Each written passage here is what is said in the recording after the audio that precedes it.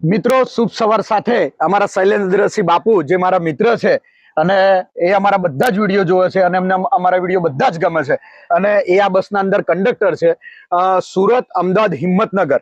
તો શૈલેન્દ્રસિંહ બાપુ તમે કહો કે આપણી બસ આ સુરત થી કેટલા વાગે નીકળે છે? સુરત થી 9:30 વાગે ઉપડે છે અને વાયા અંકલેશ્વર, ભરૂચ, બોલાવ bus station, GNFC, Vadodara, Ahmedabad, Prantij, Himmatnagar. Prantij થઈ અને આ હિંમતનગર પહોંચે છે.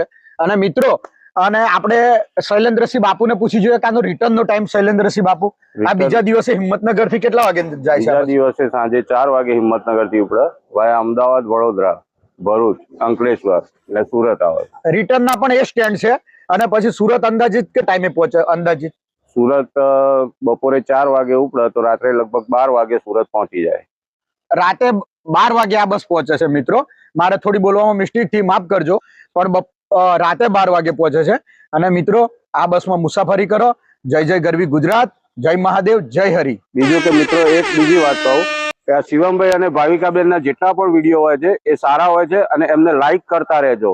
આવું કામ એસટી માં ઘણા ઓછા લોકો કરતા હોય છે, જેથી એમને પ્રોત્સાહન આપજો અને આપણી એસટી નું નામ સારું થાય એવી મહેનત કરજો. થેન્ક યુ શૈલેન્દ્રસિંહ બાપુ. આવો ખૂબ ખૂબ આભાર અને તમે વિડીયો જોવો છો એ બદલ ખૂબ ખૂબ આભાર.